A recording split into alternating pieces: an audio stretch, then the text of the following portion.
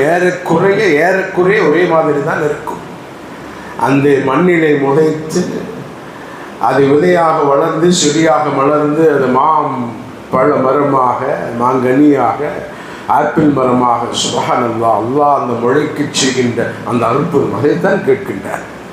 எவ்வளவு அன்னாசி பழத்தை எடுத்தால் முட்கள் நிறைந்த ஒரு பழமாக அதை அறுத்து உள்ளே இருக்கக்கூடிய அந்த அன்னாசி பழத்தை மதுரம் நிறைந்த இனிப்பு நிறைந்த ஒரு பழமாக சாப்பிடுகின்ற பொழுது பலாப்பழத்திலே முட்கள் அது ஆப்பிளாக இருக்கட்டும் இன்னும் எத்தனை பழங்களை நாம் பயன்படுத்துகின்றோமோ அந்த பழங்கள் அந்த செடிகள் அந்த பயிர்கள் அந்த மரங்கள் சுப்ஹானல்லாஹ் ஆயிரக்கணக்கான மலர்கள் ஊட்டியினுடைய என்ன பூங்காவிற்கு சென்றால் என்ன அந்த கார்டனில் வச்சிருக்கக்கூடிய மலர்களை பார்க்கின்ற ஒவ்வொன்றுக்கும் ஒவ்வொரு வாசனை ஒவ்வொன்றுக்கும் ஒவ்வொரு நிறம் ஒவ்வொன்றுக்கும் ஒரு வடிவமாக அதைத்தான் நல்லா கேட்கின்றார்.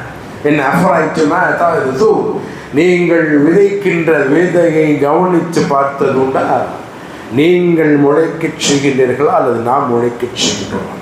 கொடான கோடி மரங்கள் இந்த பூமியிலே முளைக்கச் செய்திருக்கின்ற ரப்புல் ஆலமீன் ஒரு சிறு விதையின் மூலமாகத்தான் இன்றைக்கு நமது பகுதியில் இருக்கக்கூடிய பெரும் மரங்களாக ஆலமரத்தினுடைய இலைகளாக ஆலமரத்தினுடைய விருட்சங்களுடைய விழுதுகளாக இருக்கக்கூடிய அனைத்தும் ஒரு சிறு விதையின் மூலமாக என்பதை அல்லாஹ் இந்த இரண்டாவது கேள்வியின் மூலமாக நமக்கு உணர்த்தச் செய்கின்றான்.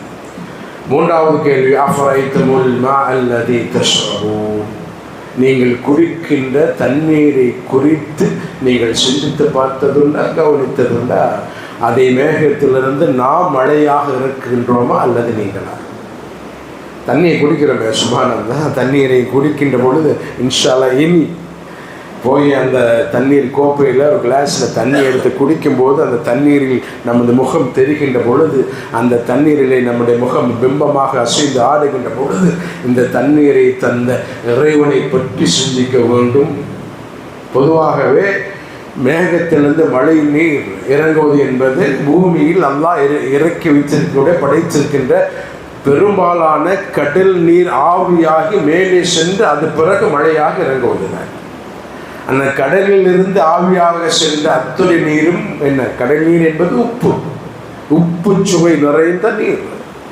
அந்த நீர் தான் ஆவியாக சென்றது. திரும்ப அல்லாஹ் தந்தானே, எங்கே போனது அந்த உப்பு? எங்கே போனது அந்த உப்பு? இன்னும் சொல்ல போனால் தண்ணீருடைய சுவைகளில் நாம் பார்க்கணும். சிறுவாணியை பயன்படுத்துகிறோம், பில்லூர், தாமிரபரணி, காவிரி, இன்னும் இந்தியாவில் உலகத்தில் இருக்கக்கூடிய அத்தனை நதிகளும்